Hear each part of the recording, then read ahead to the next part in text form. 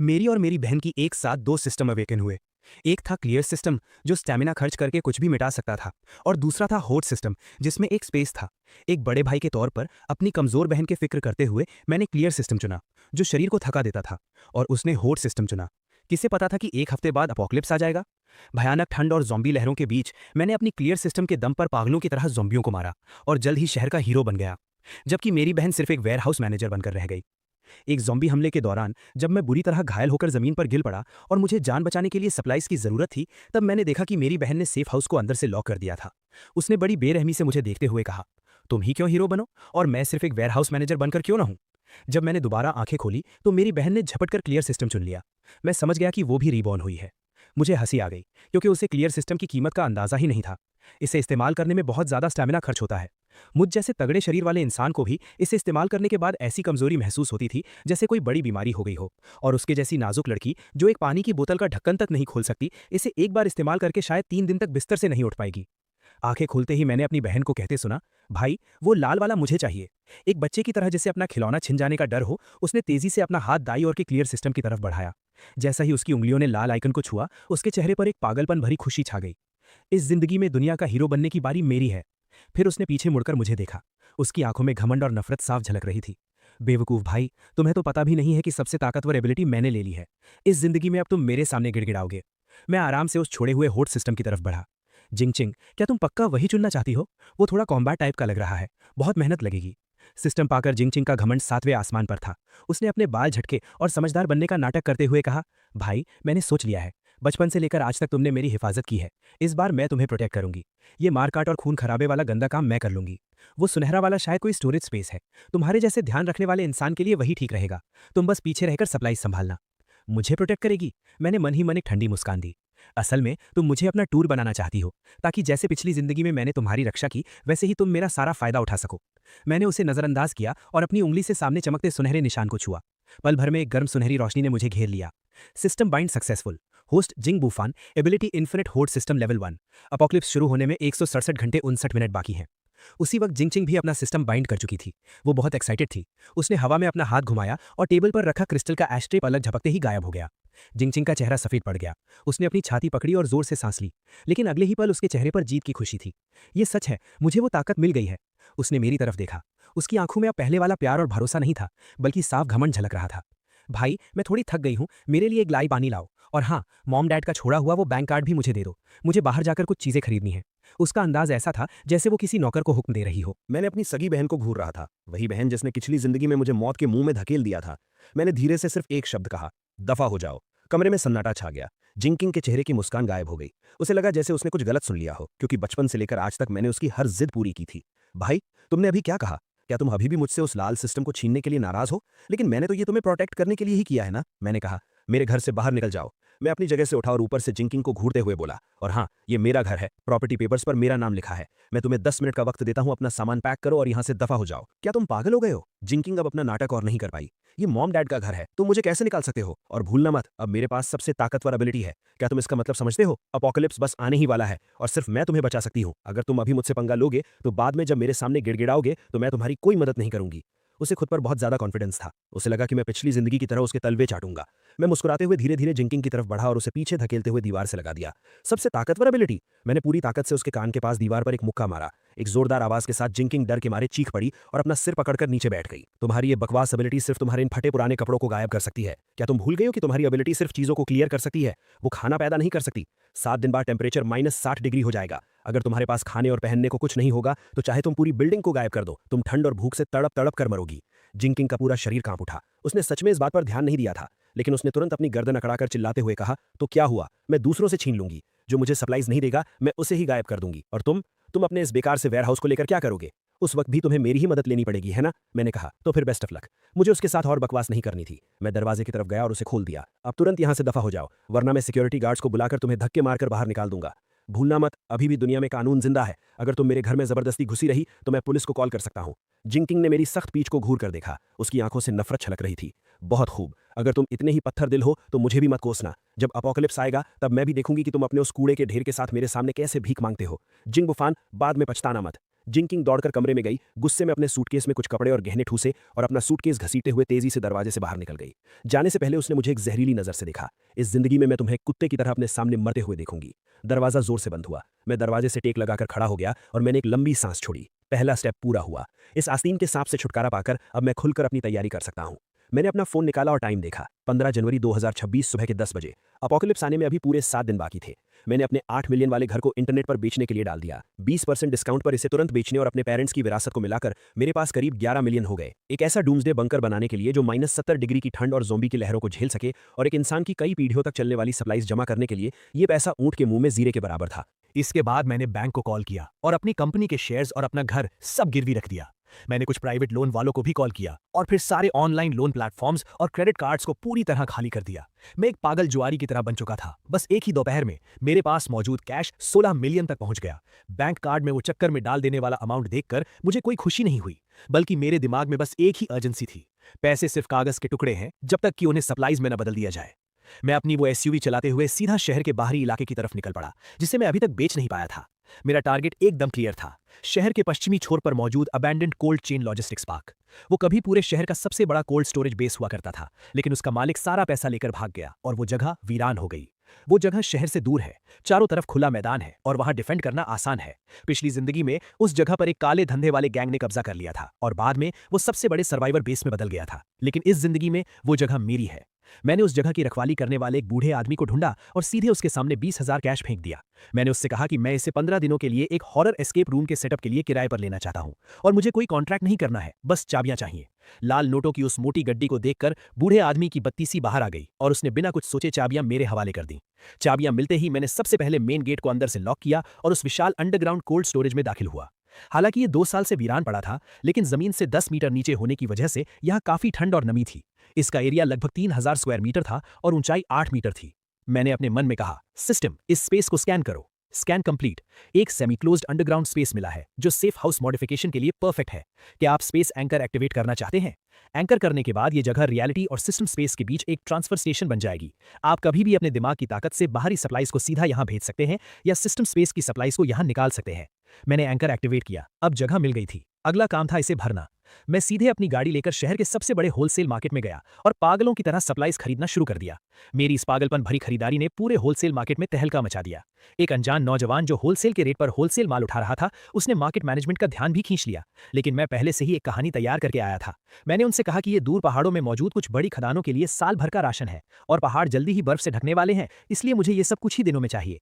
आज के पैसे वाले जमाने में अगर तुम्हारे पास पैसा है तो चाहे तुम्हारा बहाना कितना भी बेतुका क्यों ना हो, लोग खुद ही उसे सच मान लेते हैं। रात होते ही भारी भरकम ट्रकों का पहला काफिला सप्लाईज लेकर पश्चिमी छोर के उस वीरान कारखाने में दाखिल हुआ। जब सारे मजदूर अपना काम खत्म करके चले गए तो मैंने लोहे का दरवाजा फिर से लॉक कर दिया। वो विशाल कोल्ड स्टोरेज अब सप्लाईज के छोटे छोटे पहाड़ों से भर चुका था। मैं 5 मीटर ऊंचे चावलों के पहाड़ के सामने गया। मैंने अपना हाथ उठाया, अपनी हथेली सबसे नीचे वाली चावल की बोरी पर रखी और कहा, स्टोर। अगले ही पल मेरे सामने मौजूद वो 50 टन चावल पलक झपकते ही गायब हो गया। मैंने अपनी आंखें बंद की और अपना पूरा फोकस सिस्टम स्पेस में लगाया। मैंने देखा कि उस अंतहीन सफेद स्पेस में वो 50 टन चावल हवा में चुपचाप तैर रहा था, बिल्कुल उसी शेप में जैसे वो जमीन पर रखा था। यहाँ वक्त रुक जाता है। अगर 100 साल भी गुजर जाएं तब भी ये चावल पकाने पर बिल्कुल फ्रेश रहेगा। मुझे अपने अंदर से एक गहरी खुशी महसूस हुई। हर चीज को अपने कब्जे में रखने और सब कुछ कंट्रोल करने का यह एहसास वाकई नशा है। लेकिन ये तो बस शुरुआत थी। -60 डिग्री की भयानक ठंड में अगर कोई हीट सोर्स नहीं होगा तो ये सारा खाना जमकर पत्थर बन जाएगा। मैंने अपने एक दोस्त के जरिए 10,000 ton smokeless diesel, solar panels और जनरेटर्स खरीदे। अभी 7 दिन बाकी थे। मुझे इस कोल्ड स्टोरेज में सिर्फ 10 पीढ़ियों तक चलने वाला खाना ही नहीं भरना था, बल्कि मुझे इसे एक ऐसा कांस्टेंट टेम्परेचर बंकर बनाना था जिसे कोई न्यूक्लियर बॉम्ब भी ना तोड़ पाए। उसी वक्त मेरे फोन पर एक मैसेज आया। भेजने वाली जिंगचिंग थी और मैसेज में एक फोटो थी। फोटो में वो और उसका बॉयफ्रेंड चेन शू एक महंगे फ्रेंच रेस्टोरेंट में बैठे थे। मैसेज में लिखा था, बेचारा भाई, घर से निकाले जाने के बाद क्या अब तुम सिर्फ इंस्टेंट नूडल्स खा रहे हो? मैं और मेरे सीनियर अपनी नई जिंदगी सेलिब्रेट कर रहे हैं। अगर तुम अभी घुटनों के बल बैठकर मुझसे भीख मांगोगे तो मैं शायद तुम्हें रोटी का एक टुकड़ा देने के बारे में सोच सकती हूँ। मैंने स्क्रीन की तरफ देखा और मेरे चेहरे पर एक मजाकिया मुस्कान आ गई। खा लो, जी भर के खा लो, ये तुम्हारी जिंदगी का आखिरी इंसानों वाला खाना है। मैंने बिना कुछ सोचे सिर्फ 3 शब्द रिप्लाई किए, ज्यादा कपड़े पहनना, और फिर सीधा उसे ब्लॉक करके फोन स्विच ऑफ कर दिया। मैं सेकंड फ्लोर के लोहे के वॉकवे पर खड़ा था। नीचे दर्जनों मजदूर चींटियों की तरह उस विशाल लोहे के राक्षस के पेट में काम कर रहे थे। बॉस, तुम्हारी ये डिमांड कुछ ज्यादा ही अजीब नहीं है? ये बोलने वाला इंसान ओल्ड ब्लैक था, जो शहर का सबसे जुगाड़ू कॉन्ट्रैक्टर था। इस वक्त अपने हाथ में पकड़े हुए उस घने ब्लूप्रिंट को देखकर ओल्ड ब्लैक का चेहरा ऐसा लग रहा था जैसे उसे कब्ज हो गई हो। पूरे कमरे में 50 सेंटीमीटर मोटी aerospace grade aerogel insulation layer लगानी है और उसके ऊपर 20 मिलीमीटर की 2 बुलेट प्रूफ स्टील प्लेट्स लगानी है। इस सेटअप से तुम किसी न्यूक्लियर बॉम्ब से बचना चाहते हो या गॉडजिला से? और तुम चाहते हो कि सारे पुराने वेंटिलेशन सिस्टम्स को पूरी तरह सील कर दिया जाए और सिर्फ 2 नए एयर इनलेट्स छोड़े जाएं, वो भी न्यूक्लियर, बायोलॉजिकल और केमिकल फिल्टर सिस्टम के साथ। ओल्ड ब्लैक ने अपने माथे का पसीना पूछा और बोला, भाई, इसका खर्च कोई छोटी मोटी रकम नहीं है। मैंने कहा, पैसा तुम्हारे अकाउंट में ट्रांसफर हो गया है। 5 मिलियन एडवांस पेमेंट है। मुझे ये काम 3 दिन के अंदर पूरा चाहिए। सारा मटेरियल रेडी स्टॉक होना चाहिए। अगर स्टॉक नहीं है तो जाकर दूसरे कंस्ट्रक्शन साइट से उखाड़ लाओ। मैं डिफरेंस अमाउंट का 3 गुना पैसा दूंगा। मैंने पलटकर ओल्ड ब्लैक की आंखों में देखा और कहा, मेरी सिर्फ एक शर्त है। मुझसे ये मत पूछना कि मैं ये क्यों कर रहा हूं। कोई फोटो नहीं खींचना और सोशल मीडिया पर कुछ नहीं डालना। काम खत्म होने के बाद मैं तुम्हें मुंह बंद रखने के लिए 2 मिलियन और दूंगा। ओल्ड ब्लैक के गले की नस जोर से हिली। 7 मिलियन, ये उसके 2 साल के प्रॉफिट के बराबर था। ठीक है बॉस, आज से तुम ही मेरे भगवान हो। जब तुम इतने दरिया दिल हो तो मैं ओल्ड ब्लैक भी यहाँ कसम खाता हूँ। अगर 3 दिन में काम पूरा नहीं हुआ तो मैं अपना सिर काटकर तुम्हारे पैरों में फुटबॉल की तरह रख दूंगा। ओल्ड ब्लैक को पागलों की तरह काम में लगते हुए देखकर मेरे दिल में कोई हलचल नहीं हुई। मैं सिर्फ एक शेल्टर नहीं बना रहा था, बल्कि अपोकलिप्स की दुनिया से बिल्कुल अलग एक पूरा इकोसिस्टम तैयार कर रहा था। मैं फैक्ट्री के एक कोने में गया जहां अभी अभी एक खास माल उतारा गया था। भारी लकड़ी के बक्से तोड़े गए जिसके अंदर से गहरे काले रंग की धातु चमक रही थी। ये कोई आम स्टील नहीं था, बल्कि खास जुगाड़ से मंगवाया गया high voltage power grid generator और मिलिट्री ग्रेड ब्लास्ट प्रूफ शीशा था। अपोकलिप्स के शुरुआती दिनों में सबसे खतरनाक चीज ज़ॉम्बी नहीं होते, बल्कि इंसानी फितरत होती है। जब भूख और ठंड इंसानों को जानवर बना देती है, तब वो लुटेरे किसी आम शटर वाले दरवाजे को कागज की तरह फाड़ देते हैं। मैंने सिस्टम से इन सारे मटेरियल्स को स्टोर करने को कहा और फिर ब्लूप्रिंट के हिसाब से स्पेस एडजस्ट करने का हुक्म दिया। जब मजदूर खाना खाने गए हुए थे, मैंने उन भारी ब्लास्ट प्रूफ शीशों को छुआ और कई टन भारी मटेरियल पलक झपकते ही गायब हो गया। फिर सिस्टम के प्रिसाइज कंट्रोल की मदद से वो शीशे फैक्ट्री की छत के खिड़कियों वाले हिस्से में बिना किसी दरार के एकदम परफेक्ट फिट हो गए। जैसे ही आखिरी कंस्ट्रक्शन गाड़ी वहां से निकली, वो विशाल लोहे का दरवाजा धीरे धीरे बंद हो गया। मैं अपने उस प्राइवेट स्टील बंकर के बीचों बीच खड़ा था। चारों तरफ पहाड़ों की तरह रखी सप्लाईज को देखकर मुझे लगा कि ये अभी भी काफी नहीं है। मैंने अपना फोन चेक किया। बैलेंस 5 लाख से भी कम बचा था। लीगल तरीके से चीजें खरीदने की मेरी लिमिट खत्म हो चुकी थी। अब बारी थी फ्री में माल लूटने की। रात के 2 बजे ईस्ट पोर्ट का बॉन्डेड लॉजिस्टिक्स सेंटर, ये शहर का सबसे बड़ा इंपोर्ट एक्सपोर्ट हब था। यहाँ बंदरगाह पर हजारों कंटेनर्स खिलौनों की तरह एक के ऊपर एक रखे हुए थे, जिनके अंदर दुनिया भर से आया हुआ टॉप क्वालिटी का माल भरा था। सिर्फ एक रात में मैंने उस बॉन्डेड एरिया के लगभग आधे महंगे वेयर हाउसेस खाली कर दिए। तब जाकर मेरे दिमाग में एक हल्का सा दर्द हुआ। ये मेरी मानसिक ताकत के ओवर यूज का वार्निंग था। मजबूरी में मुझे अपना काम रोकना पड़ा, हालांकि मेरा मन अभी भरा नहीं था। जैसे ही मैं वहां से निकलने वाला था, अचानक इंजनों की तेज आवाज ने रात का सन्नाटा चीर दिया। कुछ काले रंग की मॉडिफाइड एसयूवीज तेजी से पोर्ट में घुसी और पास ही एक छुपे हुए वेयर हाउस के सामने रुक गईं। दरवाजे खुले और टैटू वाले दर्जनों गुंडे बाहर निकले। उनका लीडर एक गंजा आदमी था जो जोर जोर से चिल्ला रहा था, जल्दी करो, सामान जल्दी लोड करो। लॉन्ग ब्रो ने कहा है ये माल आज रात ही निकल जाना चाहिए। ऊपर वाले आजकल हम पर कड़ी नजर रखे हुए हैं। जो बक्से वो लोग उठा रहे थे, उन पर साफ साफ डेंजर का निशान बना हुआ था। मैंने अपनी आंखें छोटी की और सिस्टम का लॉन्ग डिस्टेंस स्कैन एक्टिवेट किया। स्कैन का रिजल्ट आया, TNT explosives, detonators, industrial ammonium nitrate. ये तो हथियारों का जखीरा था। मेरी दिल की धड़कन रुक सी गई। ये तो शहर के सबसे बड़े underground gang black shark gang का स्मगलिंग अड्डा था। उन विस्फोटकों को देखकर, जो न सिर्फ ज़ॉम्बी को चीथड़ों में उड़ा सकते थे, बल्कि किसी भी मजबूत किले को तोड़ सकते थे, मैंने अपने होठों पर जीभ फेरी। ये तो जैसे खुद चलकर आया हुआ कोई बड़ा तोहफा था। इन विस्फोटकों के साथ मेरे पास अपना सबसे बड़ा ट्रम्प कार्ड आ गया था। अब जब मैं यहाँ आ ही गया हूं तो माफ करना भाइयों। मैंने चुपचाप सिस्टम स्पेस की ताकत का इस्तेमाल किया और वेयरहाउस के पीछे पहुंच गया। मैंने अपना हाथ उस पतली सी स्टील की दीवार पर रखा। ये दूरी सिस्टम के स्टोरेज रेंज के बिल्कुल अंदर थी। सिस्टम, वेयरहाउस के अंदर मौजूद सारे विस्फोटकों को लॉक करो और सब कुछ स्टोर कर लो। वेयरहाउस के अंदर सामान ढो रहे गुंडों की आंखों के सामने अंधेरा सा छा दिया। अभी अभी उनके हाथों में जो भारी बक्से थे, वो अचानक गायब हो गए। वहां एकदम सन्नाटा छा गया। वो दर्जनों भारी भरकम गुंडे अपने हाथ हवा में उठाए उसी पोज में खड़े थे और एक दूसरे को फटी आंखों से देख रहे थे। शिट, बक्से कहाँ गए? क्या यहाँ भूत है? लॉन्ग ब्रो, गड़बड़ हो गई, माल गायब हो गया, सब कुछ गायब हो गया। वो गंजा लीडर दौड़कर अंदर आया। उस खाली वेयरहाउस को देखकर उसके चेहरे पर पहले गुस्सा आया, फिर खौफ और फिर उसे अपनी आंखों पर शक होने लगा। कौन है? किसने किया ये? बाहर निकल कर आ। उसने अपनी बंदूक निकाली और हवा में पागलों की तरह लहराने लगा। और मैं इस अफरा तफरी का फायदा उठाकर बहुत पहले ही पोर्ट की दीवार फांदकर रात के अंधेरे में गायब हो चुका था। Count down 24 hours. आखिरी दिन भी शहर में वही चहल पहल थी। किसी को नहीं पता था कि ये पुरानी दुनिया का आखिरी सूरज है। मौसम विभाग ने कोल्ड वेव का ब्लू अलर्ट जारी किया था, जिसमें कहा गया था कि कल टेम्परेचर 10 से 15 डिग्री नीचे गिर जाएगा। किसी ने इसे सीरियसली नहीं लिया, सबको लगा कि बस थोड़े मोटे कपड़े पहनने पड़ेंगे। मैं उस दिन बाहर नहीं निकला। मैं पश्चिमी इलाके के अपने उस बंकर में रहकर आखिरी चेकिंग कर रहा था। दरवाजे और खिड़कियां पूरी तरह सील कर दी गई थीं और अंदर आने के लिए सिर्फ एक मेन गेट छोड़ा गया था। मैंने अपना फोन खोला और आखिरी बार अपना सोशल मीडिया देखा। जिंग क्विंग ने 1 घंटे पहले एक पोस्ट डाला था। हालांकि सर्दियां आ रही हैं, लेकिन मेरा दिल बहुत गर्म है। इस सरप्राइज के लिए थैंक यू सीनियर। हमारा फ्यूचर बहुत ब्राइट है और कुछ लोग बस अपने सड़े हुए पैसों के साथ पड़े पड़े सड़ते रहेंगे। मुझे बड़ी जोरदार हंसी आ गई। मैंने उस पोस्ट को लाइक किया और नीचे कमेंट में लिखा, इस आखिरी सुकून को अच्छे से एंजॉय कर लो, जल्द ही मौसम बहुत गर्म होने वाला है। उसी वक्त खिड़की के बाहर गिर रही हल्की हल्की बारिश अचानक रुक गई और फिर एक टेबल टेनिस की गेंद के बराबर बड़ा ओला मेरे बुलेट प्रूफ शीशे पर जोर से टकराया। फिर दूसरा, फिर तीसरा। ओले गोलियों की तरह बरसने लगे और उनके साथ तेज तूफानी हवाएं चीखने लगी। टेम्परेचर एकदम से जमीन पर आ गिरा। मेरे फोन की स्क्रीन पर एक इमरजेंसी न्यूज फ्लैश हुई। एक बेहद खतरनाक पोलर वोटेक्स की वजह से पूरी दुनिया का टेम्परेचर अगले 3 घंटों में 50 डिग्री नीचे गिर जाएगा। सभी नागरिकों से अपील है कि वो तुरंत अपने घर लौट जाएं। तुरंत अपने घर लौट जाएं। ये कोई ड्रिल नहीं है। अपोकलिप्स शुरू हुए अभी बस 10 मिनट ही हुए थे और बाहर की दुनिया का रंग पूरी तरह बदल चुका था। पलक झपकते ही सड़कों पर काली बर्फ की एक मोटी परत जम गई। दर्जनों गाड़ियां आपस में टकराईं और उनमें आग लग गई। लेकिन इससे पहले कि आग फैल पाती, उस भयानक ठंड ने उसे वहीं दबा दिया और वो आग एक अजीब सी जमी हुई हालत में बदल गई। गाड़ियों में फंसे लोग दहशत में दरवाजे खोलकर भागना चाहते थे, लेकिन दरवाजे बर्फ से जाम हो चुके थे। कुछ लोग खिड़कियां तोड़कर बाहर निकले, लेकिन बाहर की हवा को छूते ही ऐसा लगा जैसे उनके शरीर की सारी गर्मी निचोड़ ली गई हो। उनकी हरकतें तुरंत सुन्न पड़ गईं। उनके चेहरों पर दहशत का वो भाव जम गया और वो जिंदा बर्फ के पुतलों में बदल गए। अंदर के थर्मामीटर से पता चल रहा था कि बाहर का टेम्परेचर -30 डिग्री से भी नीचे जा चुका है और अभी भी हर मिनट 1 डिग्री की रफ्तार से गिर रहा है, जबकि मेरे सेफ हाउस के अंदर का टेम्परेचर 24 डिग्री पर सेट था। मैंने अपना जैकेट उतारा और सिर्फ एक पतली सी टी शर्ट पहनकर बैठ गया। मैंने एकदम सही पके हुए वैग्यू बीफ का एक टुकड़ा अपने मुंह में डाला। आहा, सुकून। उसी समय शहर के बीचों बीच एक महंगे अपार्टमेंट में बहुत ठंड है। ये क्या हो रहा है? हीटर क्यों बंद हो गया? जिंग क्विंग अपनी नई खरीदी हुई कश्मीरी रजाई ओढ़े हुए थी, फिर भी वो ठंड से कांप रही थी। अभी अभी पूरे सोसाइटी का हीटिंग सिस्टम पाइप फटने की वजह से ठप हो गया था। कमरे का टेम्परेचर -5 डिग्री तक गिर चुका था। हालांकि ये अभी जानलेवा नहीं था, लेकिन लाड़ प्यार में पली बढ़ी जिंग क्विंग के लिए ये किसी नर्क से कम नहीं था। सीनियर, जल्दी कुछ सोचो, हम ठंड से मर जाएंगे। उसने अपने बगल में बैठे चेंगशू को धक्का दिया। चेंगशू की भी ठंड से हालत खराब थी। वो पागलों की तरह सारे कपड़े अपने ऊपर लाद रहा था। चुप रहो, मेरी भी हालत खराब है। ये मनहूस मौसम अचानक कैसे बदल गया? जल्दी ढूंढो, क्या कोई हीट पैच बचा है? सारे हीट पैचेस उस बक्से में हैं। जिंग क्विंग ने कोने की तरफ इशारा किया। दोनों ने पागलों की तरह ढूंढना शुरू किया, लेकिन उन्हें सिर्फ 10 से भी कम हीट पैचेस मिले। ये रात काटने के लिए बिल्कुल भी काफी नहीं थे। हाँ, तुम्हारा भाई तो अमीर है ना, वो पक्का किसी बड़े होटल में होगा या उसने कोई हीटिंग इक्विपमेंट खरीदा होगा। जल्दी उसे कॉल करो। जिंग क्विंग को जैसे डूबते को तिनके का सहारा मिल गया। उसने कांपते हाथों से फोन उठाया और मेरा नंबर डायल किया। Sorry, the number you are dialling is currently switched off. Shit. Jing King ने गुस्से में फोन सोफे पर पटक दिया। इस कमीने की आज फोन बंद करने की हिम्मत कैसे हुई? शांत हो जाओ, शांत हो जाओ। चेंगशू की आंखें चमकी। मुझे याद आया, कुछ दिन पहले मैंने तुम्हारे भाई को साउथ सिटी होलसेल मार्केट में देखा था। मैं काफी दूर था, लेकिन मैंने उसे बार बार ये कहते सुना कि पश्चिमी छोर पर एक फैक्ट्री है। वहां सच में एक वीरान फैक्ट्री है। ऐसे मौसम में वो पक्का वहीं छिपा होगा। हम उसे ढूंढने चलते हैं। बाहर इतनी भयानक बर्फबारी हो रही है। जिंग किंग ने खिड़की के बाहर उस डरावने तूफान को देखा और पीछे हट गई। अगर हम नहीं गए तो मर जाएंगे। ये बर्फबारी इतनी जल्दी नहीं रुकने वाली। कुछ और घंटों में घर के पानी के पाइप भी फट जाएंगे। हमारे पास गाड़ी है और उसमें एसी है। एक बार तुम्हारा भाई मिल जाए, फिर तुम्हारे सिस्टम और मेरे दिमाग के सामने उसकी क्या औकात। तब उसकी सारी सप्लाईज हमारी हो जाएंगी।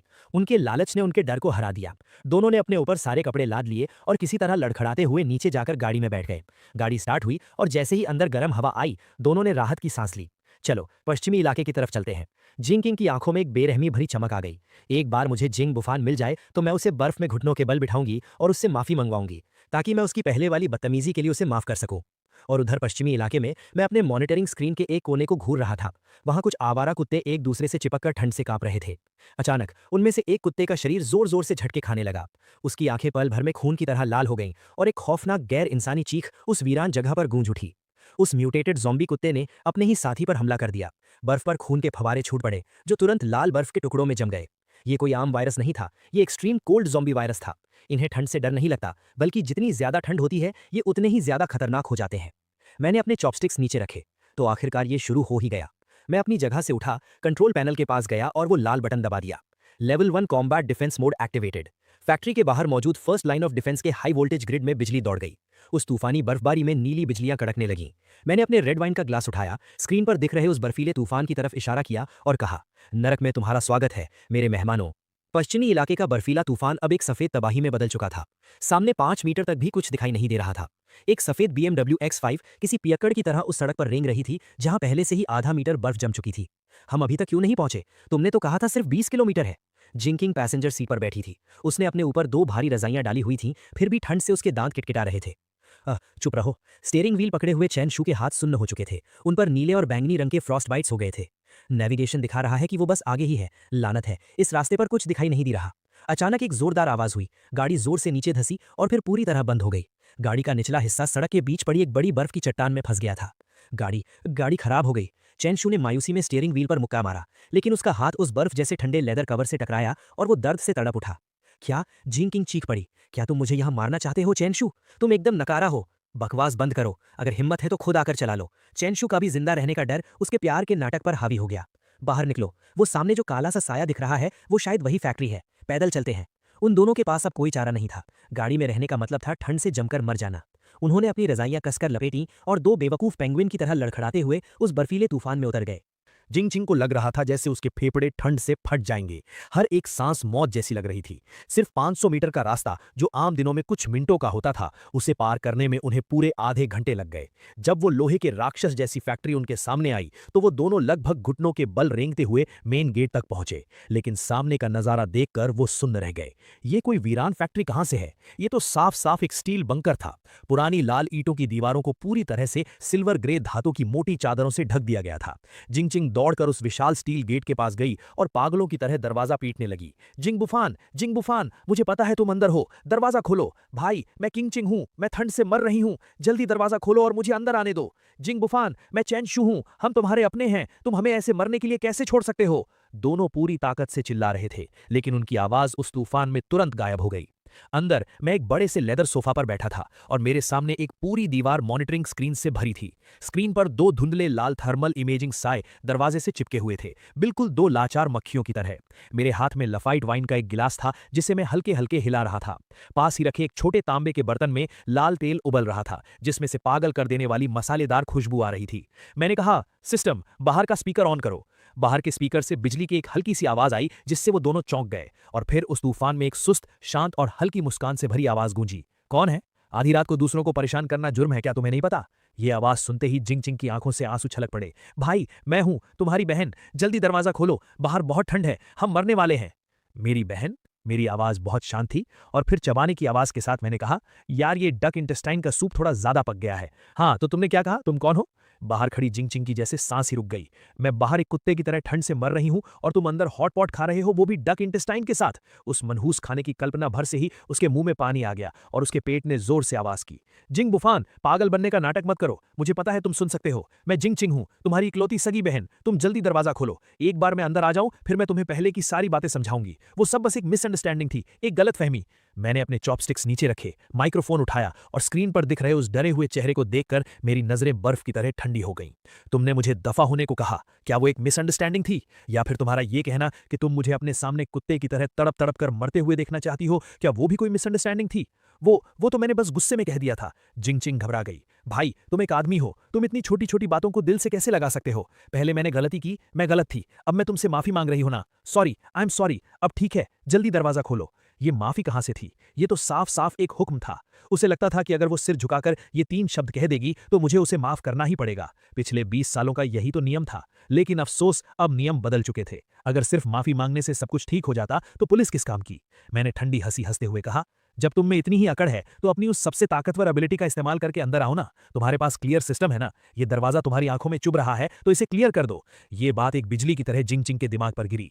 हाँ, मेरे पास तो सिस्टम है। वो ठंड से इतनी पागल हो चुकी थी कि वो अपना सिस्टम ही भूल गई थी। ठीक है, तुम दरवाजा नहीं खोलते तो मैं खुद खोल लूंगी, फिर बाद में मेरे सामने गिड़गिड़ाना मत। जिंगजिंग की आंखों में एक बेरहमी छा गई। उसने एक लंबी सांस ली और अपने बर्फ जैसे ठंडे हाथों को उस मोटे दरवाजे पर जोर से रख दिया। उसके शरीर की एनर्जी बाहर निकली और उसके हाथों से एक लाल रोशनी फूटकर दरवाजे पर जोर से टकराई। क्लियर। लेकिन जैसा उसने सोचा था कि दरवाजा गायब हो जाएगा, वैसा कुछ नहीं हुआ। इसके बजाय वो लाल रोशनी एक ना दिखने वाली दीवार से टकराकर तुरंत वापस लौट आई। उस झटके से जिंकिंग के हाथ सुन्न हो गए और वो पीछे बर्फ पर जा गिरी। सिस्टम वार्निंग, टारगेट ऑब्जेक्ट की डेंसिटी बहुत ज्यादा है और इसे high level energy space anchor से मजबूत किया गया है। होस्ट का करंट लेवल लेवल 1, इसे क्लियर नहीं किया जा सकता। जबरदस्ती क्लियर करने पर आपकी लाइफ फोर्स खर्च होगी। नहीं, ऐसा नहीं हो सकता। जिंकिंग ने उस दरवाजे को हैरानी से देखा जो अपनी जगह से 1 इंच भी नहीं हिला था। मेरा सिस्टम सबसे ताकतवर है, ऐसा कैसे हो सकता है कि ये एक दरवाजा तक ना खोल पाए? स्पीकर से मेरी बेदर्दी भरी हंसी गूंजी। मैं तुम्हें बताना भूल गया, इस दरवाजे को बनाने में मैंने 5 मिलियन का एरोस्पेस ग्रेड एलॉय इस्तेमाल किया है। और ऐसा लगता है कि मेरा सिस्टम तुम्हारे सिस्टम का पक्का इलाज है। तुम्हारा क्लियर सिस्टम मेरे होड सिस्टम को क्लियर नहीं कर सकता। अब यहां से दफा हो जाओ, मेरे दरवाजे की बर्फ गंदी मत करो। स्पीकर बंद हो गया। फिर अचानक दरवाजे के ऊपर लगे सर्च लाइट्स चालू हो गए और दो बहुत तेज रोशनी सीधे उन दोनों के चेहरों पर पड़ी, जिससे उनकी आंखें चुंधिया गईं। जिंकिंग बर्फ पर बैठी हुई थी, अपनी हड्डियों को चीर देने वाली उस ठंड को महसूस करते हुए और उस दरवाजे को देखते हुए जो कभी नहीं खुलने वाला था। उसने पहली बार जाना कि असली खौफ और बेबसी क्या होती है। आधा घंटा बीत गया। जिंकिंग और चेंशु वहां से नहीं गए क्योंकि उनकी गाड़ी खराब हो चुकी थी। वो बस फैक्ट्री के दरवाजे के पास एक छोटी सी खाली जगह में सिकुड़ कर बैठ गए। क्या करें, मुझे मेरे पैर महसूस नहीं हो रहे हैं। जिंकिंग के होंठ गहरे बैंगनी हो चुके थे और उसकी पलकों पर बर्फ की बूंदें जम गई थीं। चेंशु की हालत तो और भी खराब थी। उसने अपने पहले से ही कम कपड़ों में से एक जैकेट जिंकिंग को दे दिया था। अब उसका पूरा शरीर बुरी तरह कांप रहा था और उसकी आंखें बंद होने लगी थीं। मत मत सो जाना, अगर सो गए तो कभी नहीं उठ पाओगे। उसी वक्त उनके सिर के ऊपर से एक इतनी मजबूत खुशबू आई जो किसी की भी रूह खींच ले। उन दोनों ने बहुत मुश्किल से अपना सिर उठाया। खाना है? मैं सेकंड फ्लोर की बालकनी पर खड़ा था और मेरे हाथ में वो हॉट पॉट का कटोरा था। जिंग बुफान, मैं तुम्हारे हाथ जोड़ता हूं, मुझे एक बाइट दे दो, बस एक घूंट गरम सूप। चेंशु आखिरकार टूट गया। वो बर्फ पर घुटनों के बल बैठ गया और पागलों की तरह ऊपर की तरफ अपना सिर पटकने लगा। मैंने तुम्हें पहले बास्केटबॉल खेलना भी सिखाया था। हमारे उस पुराने रिश्ते के खातिर मुझे बचा लो। पुराना रिश्ता? मैं हंसा और मैंने चॉपस्टिक से एक बढ़िया पका हुआ बीफ का टुकड़ा उठाया। जब तुम दोनों ने मुझे बाहर मरने के लिए छोड़ दिया था, तब क्या तुमने उस पुराने रिश्ते के बारे में सोचा था? मैंने अपना हाथ खोला और वो गरम गरम बीफ का टुकड़ा, जिससे लाल टेल टपक रहा था, उन दोनों के सामने नीचे आ गिरा। उस गंदी बर्फ के ढेर में चेंशु लगभग बिना सोचे समझे उसे छीनने के लिए झपटा, लेकिन जिंकिंग उससे भी तेज थी। उसने वो गंदी बर्फ से सना हुआ मांस का टुकड़ा उठाया और सीधा अपने मुंह में ठूस लिया। उसने उसे चबाया तक नहीं, सीधा निगल लिया। उस पल भर की गर्मी ने उसके गले से एक सुकून भरी आवाज निकाल दी। टेस्टी है, बहुत टेस्टी है, बहुत टेस्टी है। जिंकिंग ने रोते हुए अपना सिर हिलाया। जब पेट भर गया है तो अब यहां से दफा हो जाओ। मेरे सिक्योरिटी सिस्टम ने डिटेक्ट किया है कि कुछ छोटे बच्चे अभी की खुशबू से खींचे चले आ रहे हैं। इससे पहले कि वो दोनों कुछ समझ पाते, दूर बर्फीले तूफान में अचानक कुछ हरी आंखें चमकने लगी। हवा के साथ एक भारी गुर्राहट की आवाज आई। वो कुछ म्यूटेटेड ज़ॉम्बी कुत्ते थे। भागो! चेंशु ने सबसे तेज रिएक्ट किया। उसने जिंकिंग को पकड़ा और भागने लगा, लेकिन जमीन पूरी तरह बर्फ से ढकी थी। दोनों के पैर फिसले और वो मुंह के बल जमीन पर गिर पड़े। पहला ज़ॉम्बी कुत्ता उन पर झपटा और उसने अपना खूनी मुंह सीधा चेंशु की जांग पर गाड़ दिया। बचाओ जिंग बुफान, बचाओ! चेंशु किसी सुअर की तरह चीखने लगा। वो उस कुत्ते को पागलों की तरह लाते मार रहा था, लेकिन उसे तो दर्द ही महसूस नहीं हो रहा था। मौत सामने देखकर चेंशु की आंखों में एक दरिंदगी आ गई। उसने तुरंत अपने बगल में पड़ी जिंकिंग को पकड़ा और उसे पूरी ताकत से कुत्ते के मुंह की तरफ धकेल दिया और खुद उसी झटके से दूसरी तरफ लुढ़क गया। सीनियर, तुम ये क्या कर रहे हो? जिंकिंग दहशत में चीख पड़ी। वो देख रही थी कि वो बदबूदार बड़ा सा मुंह बस उसकी गर्दन काटने ही वाला है। मौत और जिंदगी के उस एक पल में जिंदा रहने की चाहत ने डर को हरा दिया। जिंकिंग ने अपनी तरफ आते हुए उस कुत्ते के सिर को घूर कर देखा। उसके दिमाग में वो लाल आइकन पागलों की तरह चमकने लगा और वो मन ही मन चिल्लाई, गायब हो जा, क्लियर! उस विशाल मैस्टिफ कुत्ते का सिर जिंकिंग की नाक से सिर्फ 1 सेंटीमीटर की दूरी पर आकर पूरी तरह मिट गया। बस उस कुत्ते का आधा बिना सिर वाला शरीर जिंकिंग के ऊपर जोर से गिरा, जिससे वो खून की उल्टी करते करते बची। Host killed, level 1 mutated creature, gained 10 experience points, stamina overdraft warning. जिंकिंग को लगा जैसे उसकी सारी ताकत निचोड़ ली गई हो। उसकी आंखों के सामने अंधेरा छा गया और वो लगभग बेहोश हो गई, लेकिन वो जिंदा बच गई। ये नाटक थोड़ा मजेदार था। मैंने अपने हाथ से बाइनोक्यूलर्स नीचे रखे। मेरी आंखों में एक मजाकिया चमक थी। जब तुम लोग जाना ही नहीं चाहते तो चलो मैं तुम्हें एक रास्ता दिखाता हूं। मेरी आवाज फिर से गूंजी, किसी शैतान के बहकावे की तरह। यहां से ईस्ट की तरफ 200 मीटर जाओ, वहां एक गार्ड हाउस है। वो पहले यहां के सिक्योरिटी गार्ड का कमरा हुआ करता था। हालांकि उसके शीशे टूटे हुए हैं, लेकिन फिर भी छुपने की जगह है। आज रात जिंदा बचने का वही तुम्हारा इकलौता मौका है। इतना कहकर खिड़की पूरी तरह से बंद हो गई। पीछे रह गए अंधेरे में कांपते हुए वो 2 लोग और उनके चारों तरफ बढ़ती हुई वो हरी आंखें। गार्ड हाउस की तरफ चलो। जिंकिंग ने अपने ऊपर से कुत्ते की लाश को हटाया और लड़खड़ाते हुए खड़ी हो गई। उसने चेंशु की तरफ एक बार भी नहीं देखा। उस धक्के को वो हमेशा याद रखने वाली थी। ज़ॉम्बी कुत्तों के झुंड से घिरने से बस 1 सेकंड पहले वो दोनों रेंगते गिरते पड़ते उस टूटे फूटे गार्ड हाउस की तरफ भागे। गार्ड हाउस बहुत छोटा था और चारों तरफ से हवा आ रही थी। दोनों ने किसी तरह टूटी फूटी लकड़ियों और पुराने अखबारों से खिड़कियों को बंद किया और धूल भरी जमीन पर गिरकर जोर जोर से सांसें लेने लगे। किंग, तुम ठीक तो हो? चेंशु ने आगे बढ़कर जिंकिंग का हाथ पकड़ना चाहा। उसके चेहरे पर एक झूठी मक्खन लगाने वाली मुस्कान थी। अभी मैं उस कुत्ते को धक्का दे रहा था, तुम्हें नहीं, गलत मत समझना। दूर हटो। जिंकिंग ने बेरहमी से उसका हाथ झटक दिया। अभी जो कुछ हुआ उसके बाद उस मासूम लड़की का नकाब हमेशा के लिए टूट चुका था और अब उसका मतलबी और खूंखार असली चेहरा सामने आ गया था। ये मत सोचना कि मुझे पता नहीं है कि तुम क्या सोच रहे हो चेंशु। पहले मैंने तुम्हें इसलिए पालकर रखा था क्योंकि तुम हैंडसम और पढ़ाई में अच्छे थे, लेकिन अब तुम सिर्फ एक कूड़े हो। जिंकिंग दीवार के सहारे बैठ गई और अपनी ताकत वापस पाने के लिए आंखें बंद कर लीं। अब से अगर तुमने मुझे छूने की भी कोशिश की तो मैं तुम्हारा सिर भी उस कुत्ते की तरह उड़ा दूंगी। चेंशु का शरीर सुन्न पड़ गया। उसकी आंखों में नफरत की चमक आई, लेकिन उसने तुरंत उसे छिपा लिया। उसे पता था कि अब जिंकिंग के पास वो खौफनाक क्लियर सिस्टम है। उसे मारना जिंकिंग के लिए चुटकी का काम था। वो सिर्फ बर्दाश्त कर सकता था। और उधर 200 मीटर दूर सेफ हाउस के बेसमेंट में मैं कांस्टेंट टेम्परेचर वाले मसाज बाथटब में लेटा हुआ था और मेरे हाथ में एक टैबलेट था। हालांकि पब्लिक इंटरनेट बंद हो चुका था, लेकिन मेरे लगाए हुए मिलिट्री ग्रेड सैटेलाइट रिसीवर में अभी भी पूरी दुनिया के सिग्नल्स आ रहे थे। स्क्रीन पर दुनिया भर की न्यूज स्क्रॉल हो रही थीं। चाइना रीजन इमरजेंसी नोटिस, सरकार ने highest level emergency plan activate कर दिया है। सभी ऑफिशियल शेल्टर खोल दिए गए हैं। सभी बचे हुए लोग अपने नजदीकी शेल्टर में जाएं। इस शहर के शेल्टर की लोकेशन है east city sports centre, shelter number 7।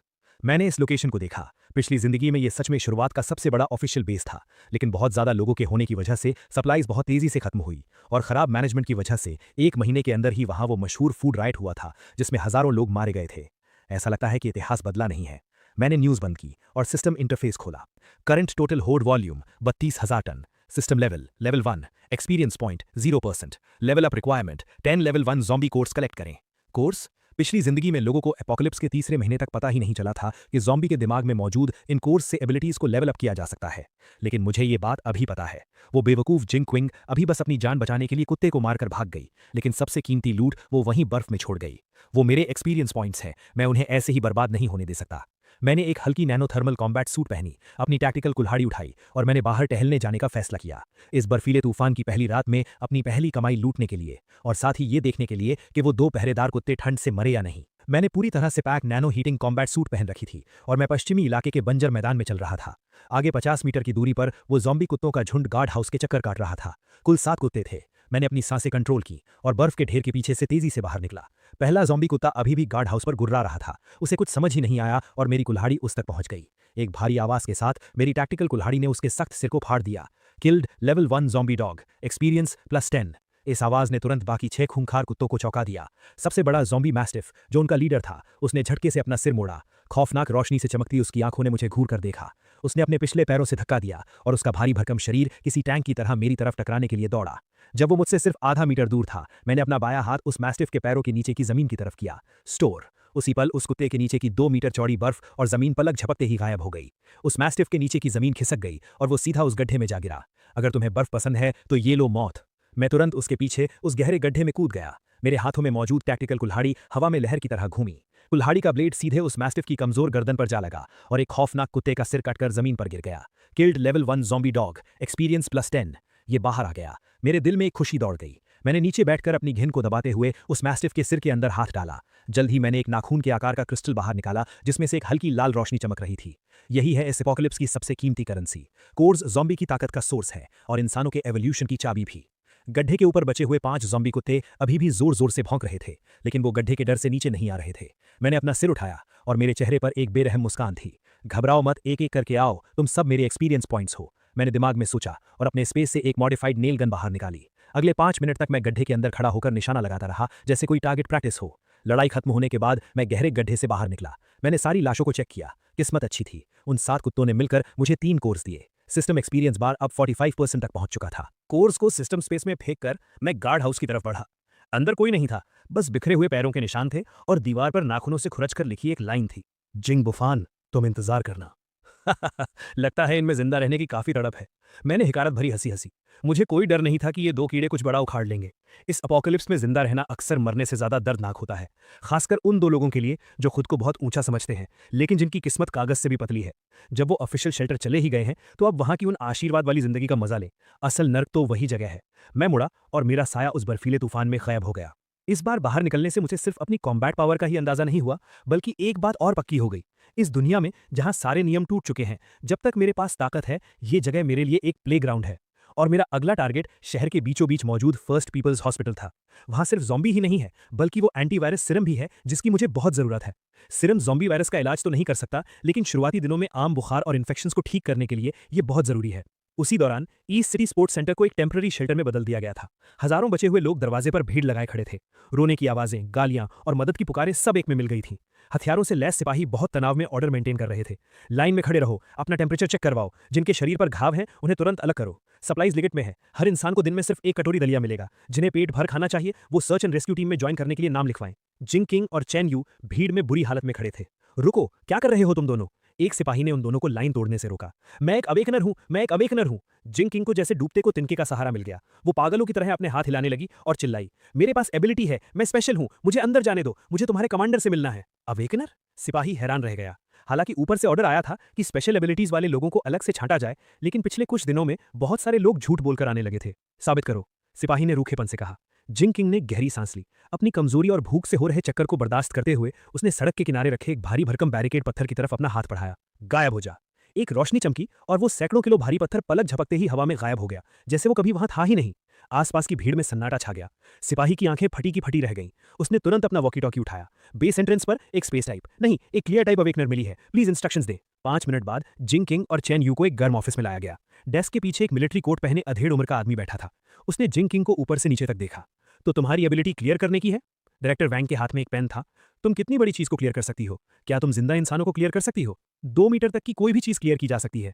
जिंग किंग अब थोड़ा साफ बोल पा रही थी, क्योंकि उसे आखिरकार गर्मी मिल गई थी।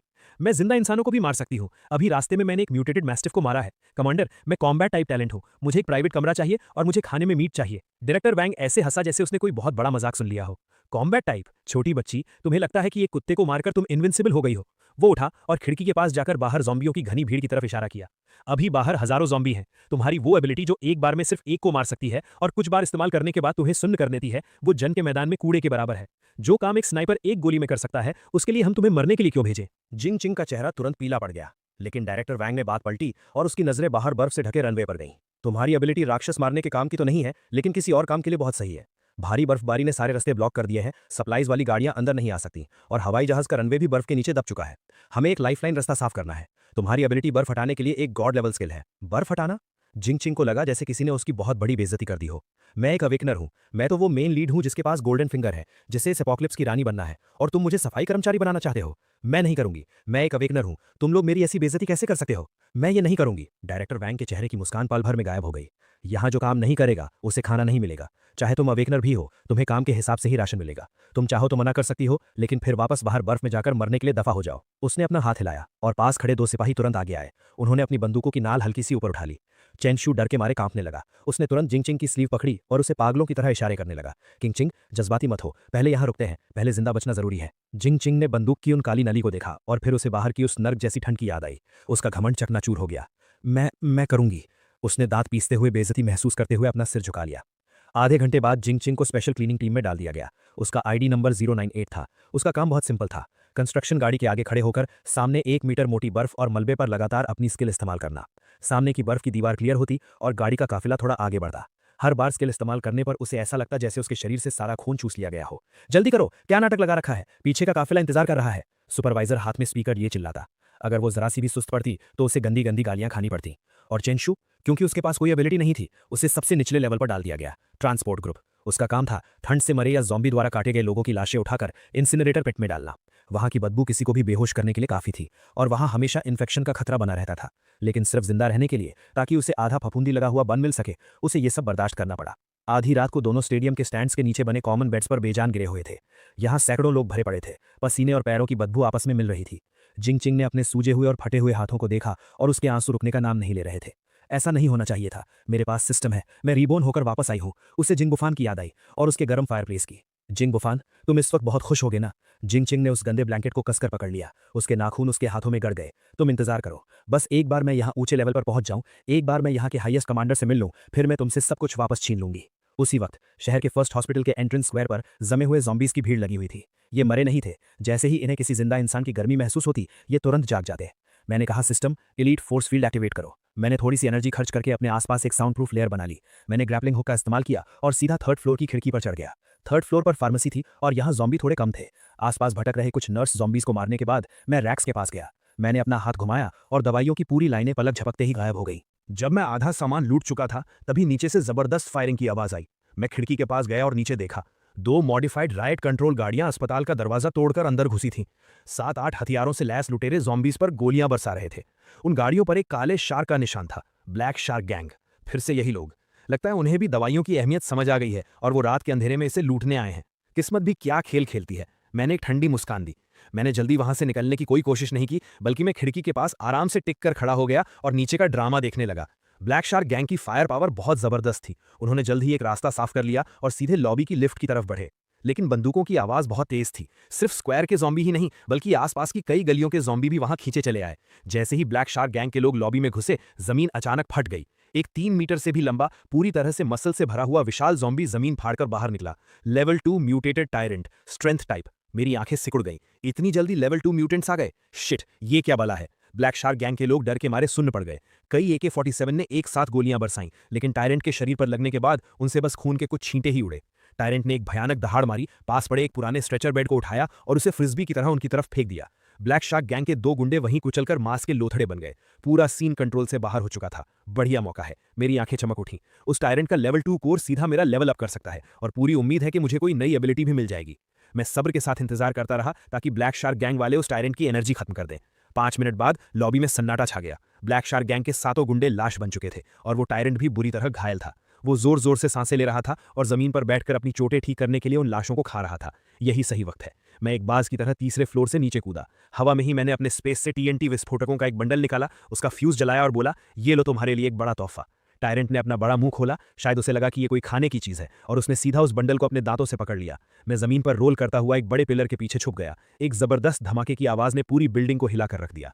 धुआं छटने के बाद मैंने देखा कि टायरेंट का गर्दन से ऊपर का पूरा हिस्सा उड़ चुका था। बस एक बिना सिर की भारी भरकम लाश खून से सनी पड़ी थी। मैं आगे बढ़ा और मांस के उस चीथड़े में ढूंढने लगा। आखिरकार मुझे एक अखरोट के बराबर का कोर मिल गया। Got level 2 strength core, high purity energy source detected. क्या आप इसे तुरंत एब्जॉर्ब करके लेवल अप करना चाहते हैं? मैंने कहा यस। मेरे हाथ में रखा वो कोर पलक झपकते ही एक गर्म लहर में बदल गया और मेरी हथेली के अंदर समा गया। मुझे ऐसा लगा जैसे मेरे पूरे शरीर की हड्डियां चटक रही हैं और एक पागल कर देने वाली ताकत मेरे अंदर दौड़ रही है। System upgrade successful. Current level level 2। Unlocked new feature spatial blade level 1। Mental power खर्च करके रियलिटी स्पेस में 1 मीटर लंबा स्पेस क्रैक बनाया जा सकता है। ये किसी भी फिजिकल डिफेंस को इग्नोर करके हर चीज को काट सकता है। Ignore defence. मैंने अपनी हथेली को देखा और अपने दिमाग से उसे हुक्म दिया। मेरी उंगलियों पर स्याही जैसी काली एक पतली लाइन उभर आई। मैंने हल्के से पास खड़ी उस राइट कंट्रोल गाड़ी के मोटे आर्मर पर उसे घुमाया। किसी टोफू को काटने की तरह वो सख्त स्टील प्लेट सीधा कट गई, एकदम साफ और चिकना कट। ये हद से ज्यादा ताकतवर था। मैंने पूरी संतुष्टि के साथ अपनी एबिलिटी वापस ली और उन दोनों राइट कंट्रोल गाड़ियों को देखा जिनके इंजन अभी भी चालू थे। वो गाड़ियां उन सप्लाई से भरी थीं जो ब्लैक शार्क गैंग ने पिछले कुछ दिनों में लूटी थीं। थैंक यू भाइयों। मैंने जमीन पर पड़ी उन लाशों की तरफ हाथ हिलाया और माल के साथ उन दोनों गाड़ियों को भी पैक करके अपने स्पेस में डाल लिया। अस्पताल के इस सफर से मुझे सिर्फ दवाइयां ही नहीं मिली और मेरा लेवल अप ही नहीं हुआ, बल्कि चलते चलते मुझे एक बहुत बड़ी दौलत भी मिल गई। अपोकलिप्स जीने का असली मजा यही है। अपोकलिप्स का 15वां दिन। Number 7 official shelter. यहाँ की हवा अब रुकी हुई थी। हवा में एक खट्टी बदबू और बेबसी की महक फैली थी। वो स्टेडियम जहाँ कभी 50,000 लोग रहते थे, अब वहाँ 30,000 से भी कम लोग बचे थे। सारे रूल्स और ऑर्डर टूट चुके थे। जनरेटर पूरी तरह बंद होने के साथ पुरानी दुनिया की वो आखिरी रोशनी भी बुझ गई थी। अंधेरे में अब इंसान इंसान नहीं रहे थे, वो भूखे जानवर बन गए थे। खाने को कुछ नहीं है। वेयरहाउस का दरवाजा खोलो, कमांडर खुद अंदर बैठकर अकेले खा रहा है और हमें पेड़ों की छाल चबवा रहा है। बगावत बिना किसी वार्निंग के भड़क उठी। भूख से पागल हो चुके हजारों सर्वाइवर्स ने गार्ड्स की लाइन तोड़ दी और किसी बाढ़ की तरह कोर मैनेजमेंट एरिया की तरफ दौड़ पड़े। गोलियों की आवाजें, चीखें और लोगों की एक दूसरे को नोचने की आवाजें सब मिल गई थीं। जिंग चिंग स्टैंड्स के कोने में सिकुड़ी बैठी थी। उसके हाथों में वो बर्फ हटाने वाला भावड़ा कड़ाई से पकड़ा हुआ था जो अब मुड़ चुका था। उसका ये पूरा हफ्ता मौत से भी बदतर बीता था। उसके गोरे और मुलायम हाथों पर अब फ्रॉस्ट बाइट्स और खून के छाले थे। उस क्लियर सिस्टम ने उसे एक बंधुआ मजदूर बना दिया था। होश में आओ, जल्दी भागो, ये जगह खत्म हो गई है। चैन शू खून से लथपथ होकर भागता हुआ आया। मैंने सुना है कि बाहर मॉन्स्टर्स के झुंड ने डिफेंस लाइन तोड़ दी है। ये जगह अब मौत का कुआं बनने वाली है। भागे? कहां भागे? जिंग चिंग ने बेबसी से बाहर फैले उस बर्फीले तूफान को देखा। बाहर -60 डिग्री है। बाहर जाने का मतलब है मौत। पश्चिमी इलाके में जाओ, अपने भाई के पास। चैन शू ने उसके कंधे पकड़े और जोर से हिलाया। मैंने सब सोच लिया है। पहले हम दोनों गए थे तो कुछ नहीं हुआ, लेकिन क्या हो अगर हम इन हजारों लोगों को अपने साथ लेकर जाएं? तुम्हारे भाई का वो बंकर चाहे कितना भी मजबूत क्यों ना हो, क्या वो सेना और हजारों पागलों की भीड़ को रोक पाएगा? जिंग चिंग सुन रह गई। चैन शू की आवाज किसी शैतान की फुसफुसाहट जैसी लग रही थी। तुम्हें पता है ना कि डायरेक्टर वैंग के पास अभी भी कुछ आर्मर्ड गाड़ियां और भारी हथियार हैं। अगर तुम उसे बता दो कि पश्चिमी इलाके में एक अंडरग्राउंड बंकर है जो सप्लाईज से भरा है, जहां हीटिंग और इलेक्ट्रिसिटी दोनों है, तो तुम्हें क्या लगता है वो क्या करेगा? जिंग चिंग की आंखों के भाव बदल गए, बेबसी से नफरत में और फिर एक पागलपन भरे पक्के इरादे में। सही कहा, मैं क्यों इस नर्क में सड़ूं और तुम जिंग बुफान जन्नत के मजे लो। जब तुमने मुझे बचाने के लिए दरवाजा नहीं खोला तो अब मैं इस पूरे नर्क को तुम्हारे दरवाजे पर ले आऊंगी। अगर मरना ही है तो सब साथ में मरेंगे। कोर ऑफिस के अंदर डायरेक्टर वैंग पसीने से लथपथ होकर ऑर्डर दे रहा था। उसके आदमी डॉक्यूमेंट्स जला रहे थे। निकलने की तैयारी करो कमांडर, मुझे एक जगह पता है। जिंग चिंग अंदर घुसाई। अपनी तरफ तनी बंदूकों की परवाह किए बिना वो जोर से चिल्लाई, मुझे पता है सप्लाईज कहाँ है। दसियों हजार टन सप्लाईज, जनरेटर्स और एक पूरी तरह सेफ डिफेंस बंकर। डायरेक्टर वैंग ने झटके से अपना सिर मोड़ा और उसे घूर कर देखा। तुमने क्या कहा? अगर तुमने झूठ बोलने की हिम्मत की तो मैं तुम्हें यहीं गोली मार दूंगा। मैं झूठ नहीं बोल रही, वो मेरे सगे भाई की जगह है। वो एक होर्ड सिस्टम अवेकनर है। अपोकलिप्स से पहले उसने शहर के सारे कोल्ड स्टोरेज खाली कर दिए थे। वो पश्चिमी इलाके की उस वीरान फैक्ट्री में है। बस उस जगह पर कब्जा कर लो, हम सब जिंदा बच जाएंगे, हर कोई बच जाएगा। डायरेक्टर वैंग की आंखें चमक उठीं। ये मौत के मुंह से बाहर निकलने वाली लालच की चमक थी। बहुत बढ़िया, सबको ऑर्डर दो। जो मरना नहीं चाहता, जो भूखा नहीं रहना चाहता, सब मेरे साथ चलें। टारगेट पश्चिमी इलाका। जो भी उसे फतह करेगा, अंदर की सप्लाईज उसकी। ये खबर शेल्टर में वायरस की तरह फैल गई। पश्चिमी इलाके में एक अनाज का गोदाम है। एक मतलबी अमीरजादे ने दसियों हजार टन मीट छिपा कर रखा है। मारो, लूट लो। आपस में लड़ रहे उन दंगाइयों को पल भर में एक नया मकसद मिल गया। आधे घंटे बाद 5 आर्मर्ड गाड़ियों की लीडरशिप में और उनके पीछे आती दर्जनों मॉडिफाइड ट्रकों के साथ हजारों सर्वाइवर्स की वो विशाल सेना उस बर्फीले तूफान में निकल पड़ी। जिनचिंग सबसे आगे वाली आर्मर्ड गाड़ी में बैठी थी। उसके हाथ में डायरेक्टर वैंग का दिया हुआ एक कंप्रेस्ड बिस्किट था। उसके होठों पर एक बेरहम मुस्कान थी। भाई, इस बार मैं तुम्हारे लिए पूरी सेना लेकर आई हूं। अब देखती हूं कि तुम दरवाजा कैसे नहीं खोलते। और इस सेना के सबसे पीछे जिंदा इंसानों की महक सूंघकर आए ज़ॉम्बियों के झुंड भी चुपचाप उनके पीछे लग गए थे। मौत का फरिश्ता अपना जाल बिछा रहा था। मेरे स्टील बंकर का अलार्म नहीं बजा, बल्कि उसकी जगह बीथोवेन की डेस्टिनी सिम्फनी बजने लगी। मैंने काले रंग का टैक्टिकल ट्रेंच कोट पहना हुआ था और मैं सेकंड फ्लोर की बुलेट प्रूफ खिड़की के सामने खड़ा था। मेरे हाथ में रेड वाइन का ग्लास था और मैं दूर से आ रही उस लंबी कतार को देख रहा था जो बर्फ में रेंग रही थी। तो आखिरकार तुम आ ही गए। मॉनिटरिंग स्क्रीन पर अनगिनत लाल डॉट्स देखकर मेरे होठों पर मुस्कान आ गई। सिस्टम इंटरफेस पर वार्निंग आई। Large scale enemy targets approaching. Enemy configuration, armoured vehicles, heavy machine guns X3, RPG rocket launchers, awakeners X12 और 3000 से ज्यादा हथियारों से लैस दंगाई। Targets following behind, level 1 zombie horde X5000+, level 2 mutants X3। वाह, इन्होंने तो मुझे बहुत इज्जत बख्शी है। मैंने अपनी रेड वाइन का एक हल्का घूंट लिया। मुझे जरा भी डर नहीं लग रहा था, बल्कि मैं एक्साइटेड था। पिछले कुछ दिनों से घर पर खाली बैठकर मैं बोर हो चुका था। अपनी एबिलिटी को लेवल अप करने और पुरानी फिल्में देखने के अलावा कुछ था ही नहीं। मौत के मुंह में नाचने का ये मजा ही तो अपोकलिप्स का असली रोमांच है। गाड़ियों का वो काफिला फैक्ट्री से 500 मीटर की दूरी पर रुका। स्पीकर से डायरेक्टर वैंग की आवाज आई। अंदर बैठे जिंग बुफान, ध्यान से सुनो। हम नंबर 7 शेल्टर की ऑफिशियल रेस्क्यू टीम है। हम कानून के नाम पर तुम्हारी सप्लाईज और इस बंकर को कब्जे में ले रहे हैं। तुरंत अपने हथियार डाल दो और दरवाजा खोलो। अगर तुम कोऑपरेट करोगे तो हम तुम्हें स्पेशल एडवाइजर का दर्जा देंगे और तुम्हारी सेफ्टी की गारंटी लेंगे। Special adviser? मैंने माइक्रोफोन में हंसते हुए कहा। या फिर स्पेशल स्लेव? मेरी आवाज स्पीकर के जरिए उस पूरे मैदान में गूंज उठी और उसमें साफ साफ बेइज्जती झलक रही थी। डायरेक्टर वैंग है ना?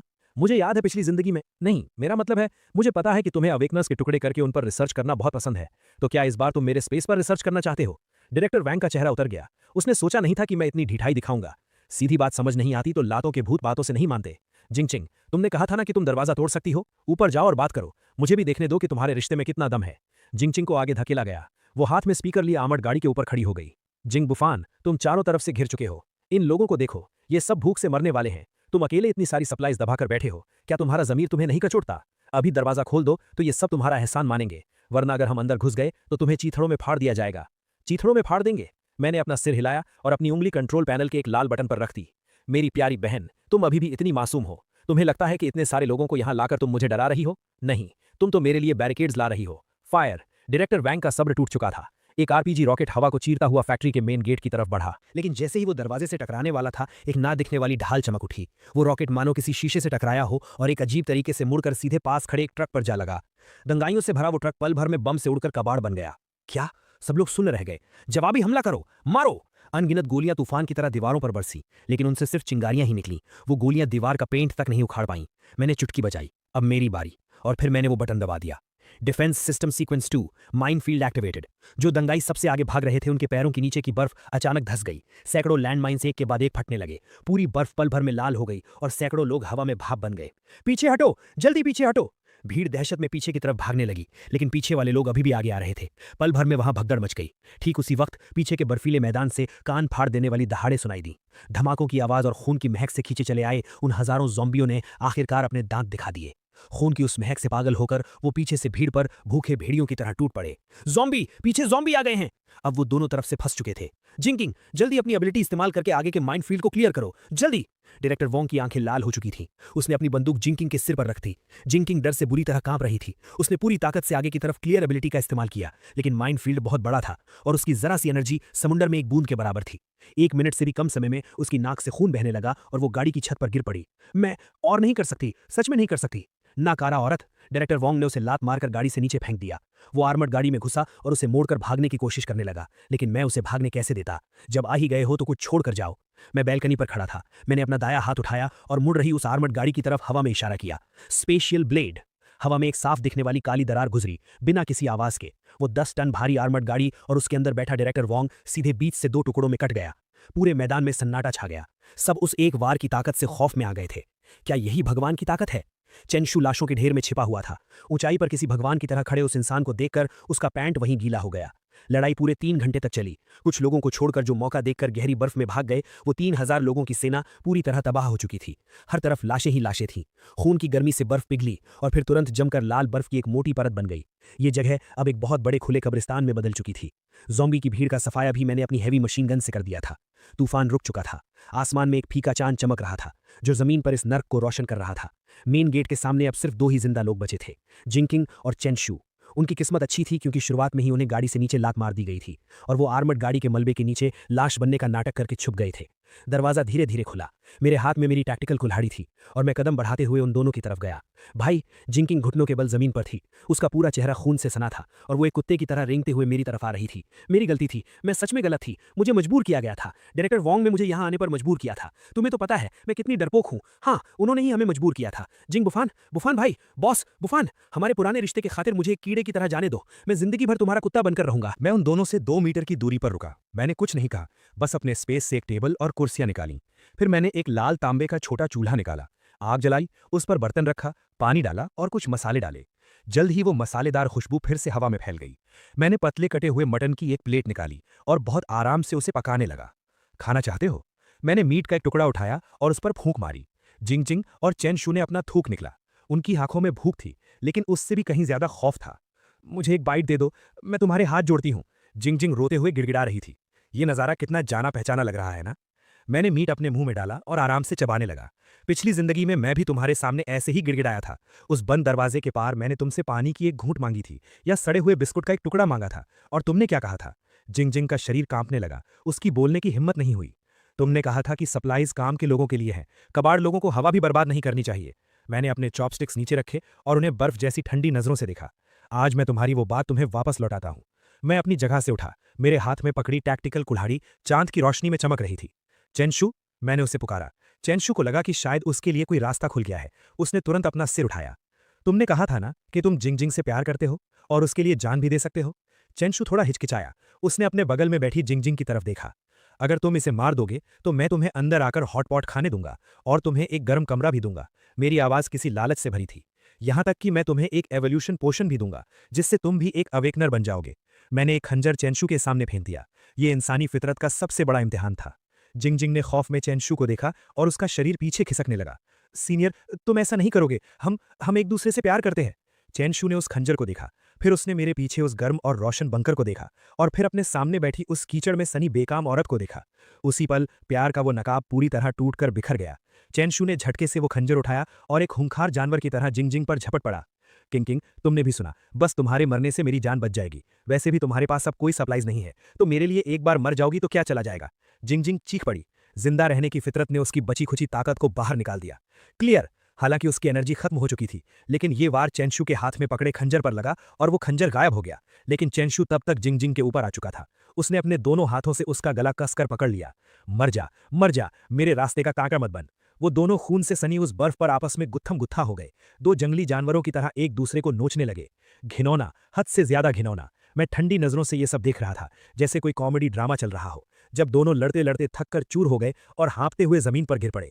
जिंगजिंग का चेहरा बुरी तरह कट फट गया था और चेंशू की एक आंख अंधी हो चुकी थी। जबरदस्त, मैंने ताली बजाई। लेकिन मैंने तुमसे झूठ बोला था। मैं उन दोनों के पास गया और मैंने अपनी कुल्हाड़ी उठा ली। मेरे सेफ हाउस में कूड़े कचरे के लिए कोई जगह नहीं है। उन दोनों की खौफनाक चीखों के बीच मेरी कुल्हाड़ी नीचे गिरी। सफेद बर्फ पर खून की धार छूट पड़ी, जैसे बर्फ पर कोई लाल फूल खिल गया हो। इस जिंदगी का हिसाब आखिरकार बराबर हो गया। मैं एक पल भी वहां नहीं रुका। मैंने पलटकर अपना हाथ घुमाया। जमीन पर पड़ी लाशें और दूर पड़ी आर्मर्ड गाड़ियों का मलबा, सब कुछ सिस्टम के ट्रैश रिसाइकिल बिन में चला गया। दरवाजा फिर से बिल्कुल साफ हो गया। अंदर लौटकर मैं उस बड़ी सी खिड़की के पास गया और बाहर चल रहे उस खौफनाक बर्फीले तूफान को देखने लगा। दुनिया मर चुकी है, लेकिन मैं अभी भी जिंदा हूं और मैं एक शानदार जिंदगी जीऊंगा। मैंने शराब के कैबिनेट से एक विंटेज विस्की निकाली और 2 ग्लास डाले। एक ग्लास मैंने जमीन पर गिरा दिया, पिछली जिंदगी के अपने उस बेवकूफ रूप की शांति के लिए, और दूसरा ग्लास मैंने आसमान की तरफ उठाया, इस बेरहम लेकिन शानदार नई दुनिया के नाम। हेलो एपोकलिप्स, मैं जिंग बूफान हूं, यहाँ का राजा। हे दोस्तों, इस वीडियो को देखने के लिए आपका बहुत बहुत शुक्रिया। प्लीज इस वीडियो को लाइक और शेयर जरूर करें। अगर आप चाहते हैं कि हम इस कहानी को जारी रखें तो प्लीज इस वीडियो को अपना पूरा सपोर्ट दें और ऐसी ही नई नई स्टोरीज के लिए चैनल को अभी सब्सक्राइब कर लें। मिलते हैं अगले वीडियो में।